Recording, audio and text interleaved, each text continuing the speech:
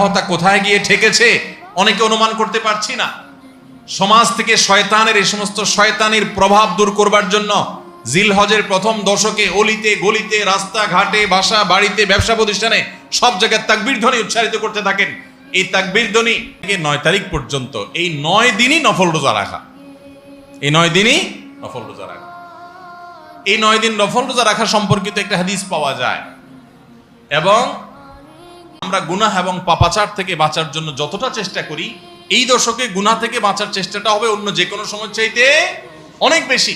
কারণ এই দশক মর্যাদাপূর্ণ ইবাদতের জন্য, সেখানে গুনাহ করলে তার দায় এবং তার প্রায়শ্চিত্ত এরকম ভয়াবহ হবে। এই জন্য এই দশকে গুনাহ থেকে বিশেষভাবে বেঁচে থাকার চেষ্টা করা। 4 নম্বর আমল বলেছিলাম যাদের আল্লাহ সামর্থ্য দিয়েছেন তারা হজ করবেন। 5 নম্বর আমল বলেছিলাম যাদের আল্লাহ সামর্থ্য দিয়েছেন তারা কুরবানি করবেন। 6 নম্বর আমল বলেছিলাম যারা কুরবানি করবেন, এমনকি বিভিন্ন হাদিস থেকে বোঝা যারা কুরবানি করবেন না তারাও, এমনকি বাচ্চাদেরকেও জিলহজের এই 10 দিন এটি ধ্বনিত হতে থাকবে। এই আন্দোলনটা আমার প্রত্যেকটা একটু করতে হবে। রাজি আছি তো ইনশাআল্লাহ? ভাইরা আমার, বাজারে গিয়ে, চায়ের দোকানে, মাছের বাজারে বা খুব জমজমাট বাজারে গিয়ে যদি আপনি হঠাৎ করে তাকবীর দিয়া উঠেন, আল্লাহু আকবার আল্লাহু আকবার লা ইলাহা ইল্লাল্লাহ আল্লাহু আকবার ওয়ালিল্লাহিল হামদ, কত মধুর কণ্ঠে এই তাকবীর পাঠ করা যায়। আল্লাহু আকবার আল্লাহ সবচেয়ে বড়, আল্লাহ সবচেয়ে বড়, লা ইলাহা ইল্লাল্লাহ, আল্লাহ ছাড়া সত্যিকারের কোনো মাবুদ নাই, লা ইলাহা ইল্লাল্লাহ আল্লাহু আকবার, আল্লাহ বড়, ওয়ালিল্লাহিল হামদ, আল্লাহ বড়, আল্লাহ বড় এবং তার জন্য সমস্ত প্রশংসা। ভাইরা আমার, আল্লাহর এই বড়ত্ব এটা বলতে গিয়ে আজকাল আমাদের অনেকের হেজিটেশন হয়, আমাদের অনেকের মধ্যে ইতস্তত বোধ হয় যে মানুষের সামনে যায় বলবো। একা একা বলি ঠিক আছে, মানুষের সামনে আবার বলবো কেমন লাগে। এগুলো আমাদের ইমানের দুর্বলতার দলিল। আমার আল্লাহর বড়ত্ব বর্ণনা করতে আমার মধ্যে ইতস্তত বোধ যদি হয়, তো আমার চাইতে নিমক হারাম আর কি আছে আল্লাহর জমিনে? আমি কত আল্লাহ নিমক হারাম যে আল্লাহ সারাদিন আল্লাহর নিয়ামতের ভিতরে ডুবে আছি, আল্লাহর বড়ত্বটা জোরে বললে কে কি মনে করবে, আমি এই চিন্তা করছি। তো আমরা ইনশাআল্লাহ এই অচল আয়াতন ভাঙবো তো? আমরা ইনশাআল্লাহ এই হীনমন্যতা, এই ইতস্ততা দূর করবো তো ইনশাআল্লাহ? ভাইরা আমার, টার্গেট করে করে বাসায় যাওয়ার সময় মোবাইলে অ্যালার্ম দিয়ে দিয়ে লিখে লিখে রিমাইন্ড করে করে তারপরে আমল করব। মনে থাকবে তো ইনশাআল্লাহ? যেখানে মানুষ আছে একটু জোরে জোরে তাকবীর পাঠ করবো। বাসায় ঢোকার সময় জোরে জোরে পড়তে পড়তে ঢুকবেন, যাতে বাসার সবাই তাকবীর দিয়ে উঠে। হঠাৎ মনে হবে একটু জোরে জোরে পড়বেন, যাতে সবাই তাকবীর দিয়ে উঠে। পুরো পরিবেশটাকে সেভাবে করবেন। আমি আমার বাসায় এই দশক আসলে সাধারণত মৃদু কণ্ঠে ভলিউমের সবসময় তাকবীরটা চালু করে রাখি, যাতে সবার মনে হয়। অফিসে কম্পিউটারে এটাকে মৃদু কণ্ঠে চালু করে রাখি, অন্যান্য কাজ করতে থাকে, এই আওয়াজ চলতে থাকে, যাতে করে যে আসে সে দেখে তার মনে হয় সে আমলটা করতে পারে। তো আমরা এই আমলটা চিন্তা করবো তো ইনশাআল্লাহ? যদি আপনি বাজারে গিয়ে তাকবীর বলেন, আমাদের সমাজের যে অবস্থা, যে অবক্ষয়, দিনই চেতনা দিন দিন যেভাবে হারিয়ে গেছে, আপনার তাকবীর শুনে হয়তো অনেকে হাসবে। হঠাৎ করে যখন বাজারে গিয়ে তাকবীর দিবেন জোরে জোরে, বলবে ব্যাপার কি? কেউ কেউ হয়তো ইশারা করে যে মাথায় হয়তো কোনো সমস্যা আছে। এরকম হতে পারে, হতে পারে কি পারে না? কেন হইতে পারে? কারণ সব গাফেলদের মধ্যে একজন জাকের আসছে, সব গাফেলদের মধ্যে একজন জাকের আসছে। যেখানে সবাই গাফলতিতে নিমজ্জিত, সেখানে একজন জিকিরকারী আসছে। এই জন্য ওই গাফেলদের মধ্যে জিকিরকারী একজন জিকিরকারী ব্যক্তিকে মনে হয় পাগল, অথবা তাকে বলা হয় যে আননুন। অথচ হওয়া দরকার ছিল মুসলমানদের সমাজে সবাই জাকের, এক দুজন গাফেল, আর আমরা সবাই হয়ে গেছি গাফেল। এই জন্য একজন জিকিরকারী হলে তাকে মানুষ কি করে? উপহাস করে, পাগল মনে করে। ওই যে কোন দেশে নাকি রাজাকে ভবিষ্যৎবাণী করা হয়েছে যে রাজা সাহেব, পাগলা পানি আসতেছে, পাগলা পানি, বন্যার পানিতে যে পানি আসবে এটাতে সব জায়গায় ছড়ায় যাবে, এটা পাগলা পানি, দেশে আর কোনো পানি থাকবে না, এই পানি সবাই খাইতে বাধ্য হবে। আর এই পানি পাগলা পানি নাম এই জন্য দেওয়া হয়েছে, এই পানি যে খাবে সে পাগল হয়ে যাবে। রাজা সাহেব এই ভবিষ্যৎবাণী শুনে পরামর্শ করতেছেন সব মন্ত্রীদের সাথে যে কি করা যায়। দেশের সব মানুষ পাগল হয়ে গেলেও আমার তো অন্তত ভালো থাকতে হবে, আমি পাগল হয়ে গেলে দেশ চলবে কেন? তো সবাই বুদ্ধি দিচ্ছে, রাজা সাহেব এক কাজ করেন, তাহলে আপনার রাজ বাড়িতে বেশি করে পানি স্টক করে রাখেন, যে পাগলা পানি যখন আসবে, সাধারণ পানি যখন থাকবে না, টাঙ্কিতে আপনার বাসায় পর্যাপ্ত পানি থাকবে, 1-2 মাস চলবে। তো অন্তত আপনি ওই পানিগুলো খায়া ভালো থাকলেন, জনগণ সব পাগল হয়ে গেল, আপনি একটু সামলালেন। তো বুদ্ধি অনুযায়ী রাজা সাহেব সব পানির ব্যবস্থা রাখছে এবং বিরাট পানির ট্যাঙ্কি ভরে ফেলছে। ভরার পর এবার সেই পানির ট্যাঙ্কির পানি রাজা সাহেব এবং তার ফ্যামিলির লোকজন খাইছে, এবং যথারীতি জনগণ ওই পাগলা পানি খায়া সব পাগল হয়ে গেছে, আর পাগলের সব কাপড় চোপড় খুলে ফেলছে। এখন সব পাগলরা এসে রাজবাড়ি ঘেরাও করে ফেলছে এবং সবাই মিলে বলতেছে, ওই দেখ কয়েকটা পাগল। কারণ এগুলোর পরনে কাপড় আছে, এগুলো মাথা নষ্ট হয়ে গেছে, এটা পরনে কাপড় পরে রয়েছে কেন। এবার রাজা সাহেব সবার সাথে পরামর্শ করতেছে পরিবার সদস্যদের সাথে, যে আমাদের কি করা এখন। সবাই যে আমাদেরকে পাগল বলা শুরু করছে, যদি পাগল বলে মাইদ্যুৎ দেওয়া শুরু করে দেয় কি করা যাবে। তখন এবার সবাই বুদ্ধি করলো পরিবারের লোকেরা, যে তাহলে এক কাজ করা যাক, যে সমাজের সব পাগল থাকে সেখানে আসলে সুস্থ থাকাটা দোষের, আমরাও চলেন পাগলা পানি খেয়ে পাগল হয়ে যাই। এবার তারাও পাগলা খানি খেয়ে পাগল হয়ে গেছে, এবার পাগলে পাগলে মিলছে, আর অসুবিধা হয়নি। এই সমস্ত গল্প হয়তো এর কোনো বাস্তবতা নাই, কিন্তু এই গল্প বলার উদ্দেশ্য হলো যে যেই সমাজে মানুষ সব গাফেল হয়ে যায়, ফাসেকের পরিমাণ বেশি হয়ে যায়, সেই সমাজে একজন বাজারে গিয়ে যখন আল্লাহু আকবার আল্লাহু আকবার তাকবীর ধ্বনি দিবে, তখন তাকে কিছু লোক পাগল বলাটা সমাজের মানুষের পাগল হওয়ার দলিল। পাগল হওয়া বলতে ফাসেক হয়ে যাওয়া, আল্লাহর জিকির থেকে দূরে সরে যাওয়ার দলিল। কেন বাজারে যায় যদি কেউ একটু গেয়ে উঠে, মনের সুখে কোনো একটা গান গেয়ে উঠে, তাকে তো কেউ অসুস্থ মনে করে না। তাহলে জিকিরের ক্ষেত্রে এরকম কেন হয়? আপনি যদি বাসে উঠেন, উঠে বলেন আল্লাহু আকবার আল্লাহু আকবার লা ইলাহা ইল্লাল্লাহ আল্লাহু আকবার ওয়ালিল্লাহিল হামদ, প্রথম কারোর কাছে আনইজি লাগতে পারে। উঠার পর যদি আরেকজন পড়েন, বলবে যে ভাই হাতে কোনো ব্যাগ ট্যাগ তো দেখা যাচ্ছে না, কিছু বেচবে নাকি, হকার টকার নেই কোনো। আপনি যদি তখন সুন্দর করে যারা অবাক হয়ে তাকাবে তাদের যদি বলেন, ভাই এই দশকে আমাদের নবীজি বেশি বেশি করে উচ্চস্বরে তাকবীর পাঠ করতে বলেছেন, আপনারা তো সবাই মুসলমান, আপনাদের সবাইকে স্মরণ করানোর জন্য আমি জোরে জোরে করছি, আপনারা কেউ মনে কিছু নিয়েন না, বাস আলহামদুলিল্লাহ, তাইলে কেচ্ছা কত। তো আমরা এই আমলটা করবো তো ইনশাআল্লাহ। কঠিন আমল, কিন্তু এটাকে জিন্দা করতে পারলে সমাজে সর্বত্র যখন তাকবীরের ধ্বনি ভাসতে থাকবে, শয়তান পালা যাবে ইনশাআল্লাহ সমাজ থেকে। ঘরে যখন সারাদিন তাকবীর ধ্বনি ভাসতে থাকবে, শয়তান পালায় যাবে। আল্লাহ আমাদের সবাইকে আমলের তৌফিক দান করুন। জিলহজের প্রথম দশকে এই আমলটা সম্পর্কে নবী করিম সাল্লাল্লাহু আলাইহি ওয়াসাল্লামের ভাষ্য খেয়াল করেন। তিনি বলেছেন, ফাকফিরু ফীহিন্না মিনাত তাকবীরি ওয়াত তাহলিলি ওয়াত তাহমিদ। জিলহজের প্রথম দশক যখন শুরু হয়, তোমরা বেশি বেশি করে তাকবীর পড়ো, বেশি বেশি করে তাহমিদ পড়ো, বেশি বেশি করে তাহলিল পড়ো, অর্থাৎ আল্লাহু আকবার লা ইলাহা ইল্লাল্লাহ আল্লাহু আকবার লিল হামদ, এটা বেশি বেশি করে পাঠ করো। নবী সাল্লাল্লাহু আলাইহি ওয়াসাল্লাম নির্দেশ করেছেন। তাহলে কয় নম্বর আমল গেল? 7 নম্বর আমল, বেশি বেশি করে তাকবীর তাহমিদ তাহলিল পড়া। 8 নম্বর আমল হলো এই তাকবীর তাহমিদ তাহলিলটাই বিশেষভাবে পড়া। 7 নম্বরটা হলো সাধারণভাবে রাত দিন যতক্ষণ পারেন বেশি বেশি পড়বেন, কোনো সময় ফিক্স নাই, এবং 10 দিন ফুল।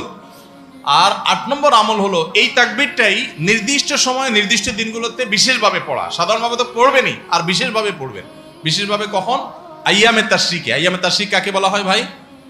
জিলহজের 9 তারিখ ফজরের পর থেকে নিয়ে জিলহজের 13 তারিখ আসর পর্যন্ত।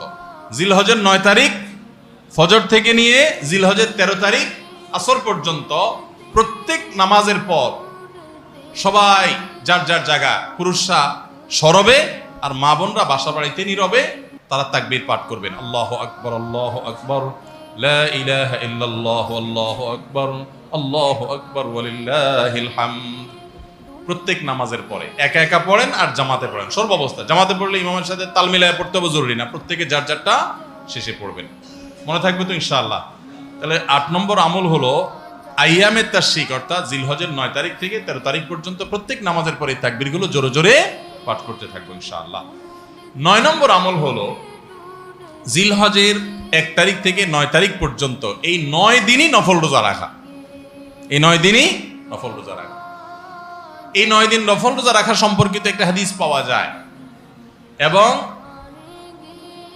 এই 9 দিনের নফল আমল সম্পর্কে মওসুআ ফিকহিয়া কুয়েত থেকে প্রকাশিত ফিকহ বিশ্বকোষ, সেখানে বর্তমান সময়ের সবচাইতে অথেন্টিক ফতোয়ার কিতাবগুলোর মধ্যে থেকে, প্রসিদ্ধ কিতাবগুলো থেকে একটা, ফতোয়ার কিতাবগুলো থেকে মওসুআ ফিকহিয়া কুদিয়া, সেখানে লেখা হয়েছে যে ইত্তাফাকাল ফুকাহা, সমস্ত ফকিহগণ এবারে একমত যে জিলহজের 1ম তারিখ থেকে 9 তারিখ পর্যন্ত এই 9 দিনই রোজা রাখা মুস্তাহাব। এই 9 দিন রোজা রাখা মুস্তাহাব। বিভিন্ন বর্ণায়ও এটি প্রমাণিত হয়, যদি সে বর্ণাগুলো কোন সনদ দিয়ে মুহাদ্দিসরা কেউ আপত্তি তুলেছেন, কিন্তু ফুকাহা একরাম এ ব্যাপারে রেকমেন্ড করেছেন যে এই 9 দিন রোজা রাখা মুস্তাহাব। যেহেতু জিলহজের প্রথম 10 দিনের পুরো 10 দিনই ইবাদত আল্লাহর কাছে প্রিয়, অতএব নফল আমল, রোজাও একটা নফল আমল, সেই হিসাবে রোজাটা অটোমেটিকও চলে আসে। এজন্য 9 নম্বর আমল হলো জিলহজের 1 থেকে 9 তারিখ পর্যন্ত এই দিনগুলো কি করা? রোজা রাখা। 10 নম্বর আমল হলো স্পেশালি, বিশেষভাবে আরাফার দিনে অর্থাৎ জিলহজের 9 তারিখে রোজা রাখা। জিলহজের 9 তারিখে কি করা? রোজা রাখা। প্রথম 9 দিন সাধারণ, আর বিশেষভাবে 9 তারিখের গুরুত্ব আরো বেশি, কারণ নবী করিম সাল্লাল্লাহু আলাইহি সাল্লাম বলেছেন, সিয়ামু ইয়াউমি আরাফা আহতাসিবু আলাল্লাহি আন ইউকাফিরা সানাতাল্লাতী ক্বাবলাহা ওয়াল্লাতী বাদাহা। আরাফাত দিনের রোজা অর্থাৎ জিলহজের 9 তারিখের রোজা, এই রোজা সম্পর্কে আল্লাহর কাছে আমার ধারণা, আল্লাহর প্রতি নবী সাল্লাল্লাহু আলাইহি সাল্লাম বলছেন যে আমার ধারণা যে এই রোজার বিনিময়ে আল্লাহ তাআলা 1 বছর পূর্বের আর 1 বছর পরের, অর্থাৎ আগামী 1 বছর এবং গত 1 বছরের গুনাহ আল্লাহ তাআলা মাফ করে দিবেন। আমরা এই পর্যন্ত যত ফজিলতের কথা শুনেছি, পিছনে গুনাহ মাফ করে দিবেন, গত 1 বছর গুনাহ মাফ করে দিবেন, সারাদিনে গুনাহ মাফ করে দেওয়া হবে, এরকম বিভিন্ন হাদিস আমরা শুনেছি, কিন্তু এরকম কোন হাদিস কেউ হয়তো আমরা এই হাদিস ছাড়া আরেকটা হাদিস শুনি নাই যে 1 বছর অগ্রিম গুনাহ মাফ করবেন। যদি আল্লাহ তাআলা কাউকে হায়াত দেন, তিনি 1 বছরের গুনাহ মাফ পেয়ে যাবেন। কোন কোন হাদিস বেত্তাগণ বলেন যে হাদিসের মধ্যে ইশারা পাওয়া যায় যে কেউ যদি আরাফাতের রোজা রাখার তৌফিক পায়, হয়তোবা আগামী 1 বছর হায়াত পাওয়ার তৌফিক হবে তার। যদিও এটা জাস্ট একটা ব্যাখ্যা, এটা এমন না যে হাদিসে বলা হয়েছে আলাদা গ্যারান্টি দিয়ে, এরকম না। অতএব এর ব্যত্যয় ঘটলে করতে পারে। কথা বুঝে আসছে ভাই? তো এই জন্য এই আরাফাত দিনের রোজা এটা আমরা মিস করবো না ইনশাআল্লাহ। তাহলে 10 নম্বর আমল গেল জিলহজের 9 তারিখের রোজা। 11 নম্বর আমল হলো ঈদুল আজহার সমস্ত সুন্নাতগুলো আমল করা। ঈদুল আজহার অনেকগুলো সুন্নাত আছে না, এই সুন্নাহগুলো সবগুলো আমল করা। ঈদুল আজহার যে সুন্নাহগুলো আমল সাধারণত হয় না, গোসল আমরা করি, সুগন্ধি আমরা ব্যবহার করি, আলহামদুলিল্লাহ, অন্য অনেক সুন্নাত আমরা আমল করি, কিন্তু যে সুন্নাতের আমল সাধারণত হয় না তার ভিতরে একটা হলো ফজরের নামাজ মহল্লার মসজিদে এসে পড়া, ভোর রাতে আগে আগে উঠা। অন্য সময়ের চাইতে ঈদের দিন ফজরে মুসল্লি আরো আমাদের মসজিদে কম থাকে, কারণ চাঁদ রাতে তামাশা করে বেড়ায়, ফজর নামাজ মিস হয়ে যায়। তো ইমানদার সেটা করতে পারেন না। ঈদের সুন্নাহটা বিশেষভাবে আদায় করার চেষ্টা করা দরকার, অর্থাৎ জামাতের সাথে ফজর নামাজ পড়া দরকার, আগে আগে উঠা দরকার। ঈদের দিনের সুন্নাতগুলোর মধ্যে থেকে একটা। আরেকটা সুন্নাত আমাদের অবহেলিত, আদায় হয় না, সেটা হলো ঈদুল আজহা হোক আর ঈদুল ফিতর হোক, ঈদের নামাজ মাঠে পড়ার চেষ্টা করা দরকার। কোথায়? মাঠে। মাঠ এখন কম, বিশেষ করে শহর এলাকাতে মাঠ একটু কম, কিন্তু যেগুলো আছে সেগুলোও যদি সঠিকভাবে সবগুলোকে ব্যবহার করা হয় তাহলে অনেক জায়গায় সুন্নাহ জিন্দা হয়। আমরা ঈদের নামাজ মসজিদে পড়ি, কেন পড়ি? একটা অজুহাত দেই, মাঠ কম। এই অজুহাত সব ক্ষেত্রে গ্রহণযোগ্য না এবং সঠিক না। অনেক জায়গায় মাঠ থাকা সত্ত্বেও মানুষ মসজিদে নামাজ পড়ে, কারণ সব মহল্লার মানুষ আলাদা আলাদা নিজেরা একটু মাতবরি করতে চায়। আমরা আবার আরেক জায়গায় নামাজ পড়তে যাবো, আমাদের একটা বাঁকাওয়াতি থাকে। এই রোগ মসজিদে মসজিদে ঢুকে গেছে, মসজিদ কমিটির লোকদের মধ্যে রোগ ঢুকে গেছে। তারাই কোরবানি করতে রাজি না যে আমরা এখানে জমাত করব না, চল আমরা সবাই মিলে বড় একটা মাঠে করি। বড় মাঠে কয়েক মসজিদের মুসল্লিরা একসাথে নামাজ আদায় করার যে সৌন্দর্য আছে, এই সৌন্দর্য মসজিদের মধ্যে ঈদের নামাজ পড়ার মাধ্যমে নাই।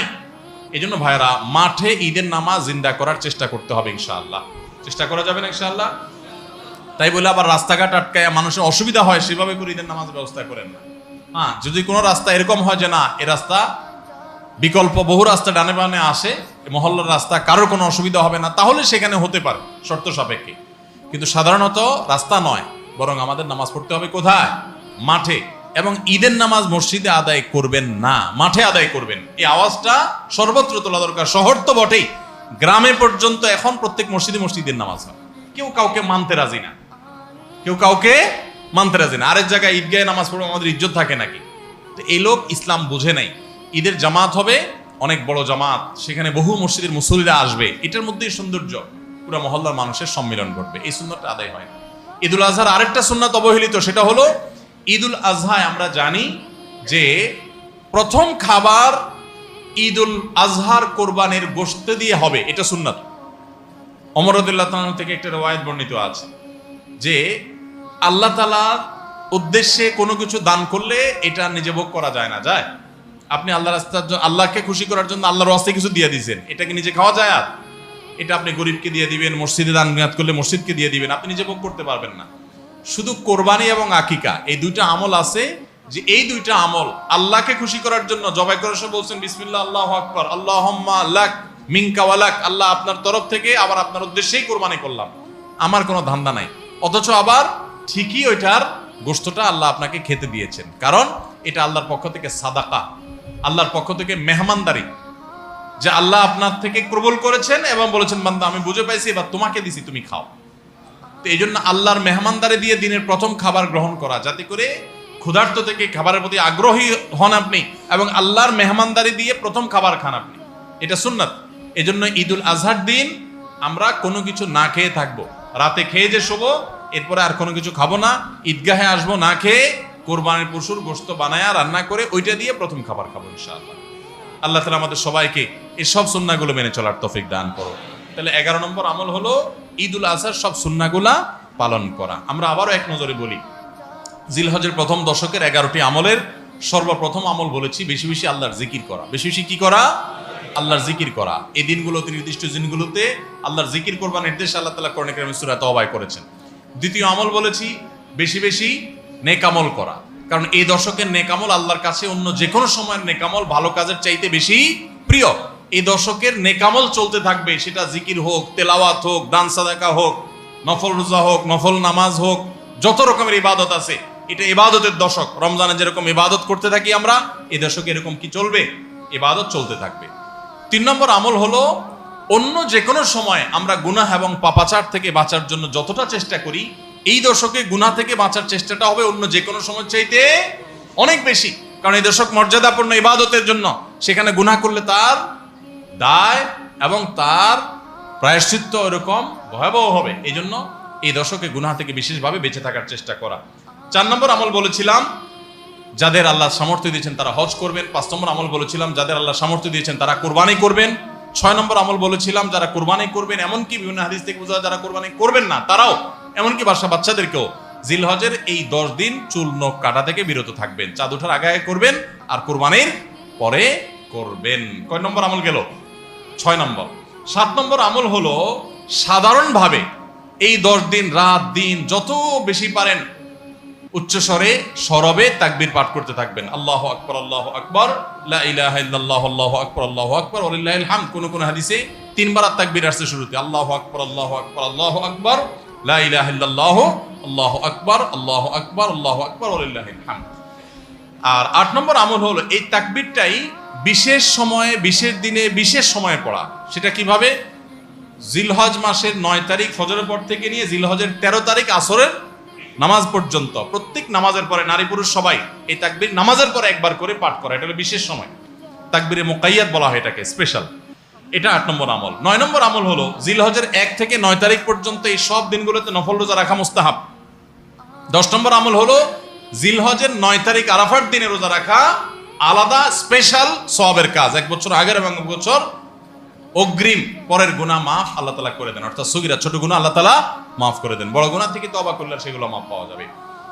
আর 11 নম্বর আমল হলো যে ঈদের দিনে যত সুন্নাহ আছে সব সুন্নাহগুলো সঠিকভাবে পালন করব। আল্লাহ রাব্বুল আলামিন আমাদের সবাইকে জিলহজের এই 10 দিনের ফজিলত এবং মর্যাদা প্রতি মুহূর্তে স্মরণ করার তৌফিক দান করুন। এই দশক যে মর্যাদার দশক যায়, ফজিলতের দশক যায়, ইবাদতের দশক যায়, জিকিরের দশক যায়, তাকবীরের দশক যায়, নফল রোজার দশক যায়, ধারণাই নাই আমাদের, মনেই থাকে না। অনেক মানুষ আছে জিজ্ঞেস করলে ভাই তার হাবভাব দেখলে রুটিনের ভিতরে কোনো পরিবর্তন নাই। অন্য সময় ফজরে গাফলতি, এই দশকেও গাফলতি। আরে ভাই রমজান মাসে তো মানুষ বেনামাজিও নামাজ পড়ে, মাশাআল্লাহ, ঠিক না ভাই? ঠিক। যে লোক বখিল সেও টুকটাক দান করে, যে কখনো মসজিদে আসে না সেও মসজিদে আসে, যে কোরআন ছুঁয়ে দেখে না সেও একটু কোরআন ছোঁয়, কারণ রমজান ইবাদতের মৌসুম চলছে। তাহলে জিলহজের প্রথম দশকে এরকম ইবাদতের ছিটাফোঁটা, ইবাদতের কোনো আবহ, ইবাদতের কোনো পরিবেশ, ইবাদতের কোনো আলামত, এর কোনো আপনার চিহ্ন আমাদের সমাজে, আমাদের পরিবারগুলোতে দেখা যায় না। তাহলে এই দশক ইবাদতের অত্যন্ত ফজিলতপূর্ণ দ্বিতীয় বৃহত্তর মৌসুম হওয়া সত্ত্বেও অবহেলিত দশক, অজানা দশক, এই আমলগুলো হারিয়ে যাচ্ছে সমাজ থেকে। এগুলোকে জিন্দা করবো তো ইনশাআল্লাহ। আমরা সবাই এক একজন যার যার দায়িত্বে কমপক্ষে 5 জন মানুষকে আমরা সচেতন করবো ইনশাআল্লাহ। ঠিক আছে তো ইনশাআল্লাহ ভাই? এই বিষয়গুলো আমরা অন্যদের মাঝে শেয়ার করব। আমরা আমাদের ফাউন্ডেশন থেকে যে লিফলেট করেছি আপনারা নিজের উদ্যোগেও করে নিতে পারেন। আপনারা চাইলে আমাদের ফাউন্ডেশনের যে কেউ গেলে যতগুলো কপি লাগে আপনারা নিয়ে নিতে পারবেন।